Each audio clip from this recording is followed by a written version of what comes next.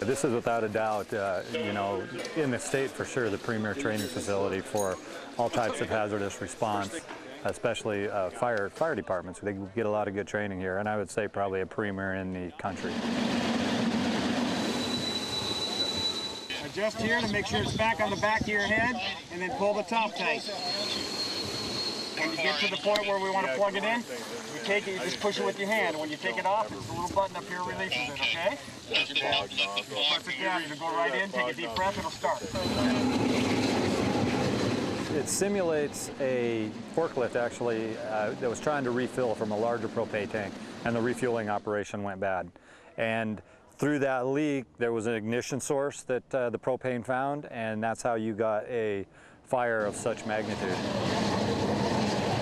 It was amazing because, you know, it was the first thing we did, and of course the first time that we handled the hose, and then to think that we're going to go up there, and the heat and the noise was just tremendous. And we're trying to walk, you're dragging this hose up there, you're fighting the pressure that the hose have. Hey, you're doing a good job controlling your breathing too. You don't have to breathe any harder than you would if you're just standing here, okay? You're doing a fantastic job.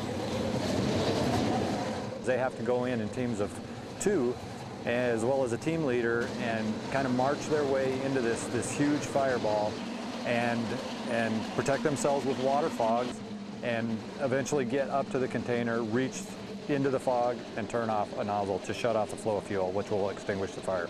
It was absolutely frantic, but I had a great time doing that. And that was the first thing I did today, you know. And they say it's probably one of the most dangerous fires that there is, because the thing can blow up.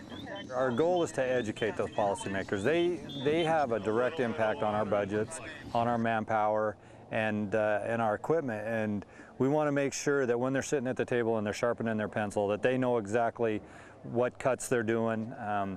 You know, and they're not arbitrary. We want them to know exactly what we're doing out here so that they can make those decisions a little bit smarter. Permission to come aboard. Yes, sir. Okay, thank you. From a manpower standpoint, I think that's the most important thing I learned today, is how labor-intensive this job is. And, you know, nice new shiny fire engines and new stations are all great, but they need people. It's so labor-intensive, and that's what we have to make sure, that they have enough people to do this. Because to keep our citizens safe, you know, secure and safe in their homes, we need to make sure that they have the right equipment and they have the right amount of people they need to do the job.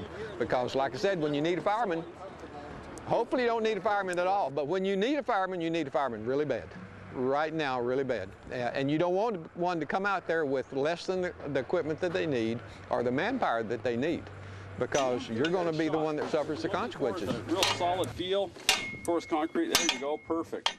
So then we'd go back and we would get to where we want to open that roof. Now we want to try to open the roof as near to over the fire as we possibly can get. But how do you know that?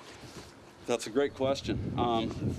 We'll get some of it from dispatch information. Our dispatch information may have told us it's a fire in the kitchen or whatnot, so okay. I'll try to see that from the ground. Okay. Or when I get here, I'll do a quick look at the building and see if I can see where the fire's at, so that when I get up on top, I can then equate that. So if I go, okay, I see, it's in the back bedroom back here, I know where to go.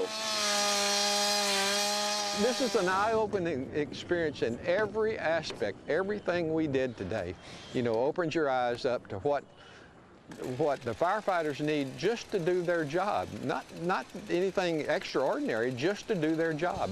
And they do it so well. And like I said, they don't take the job for granted. They do amazing things. I'm just humbled to be a part of this. Good. Woo! Not bad for an old man.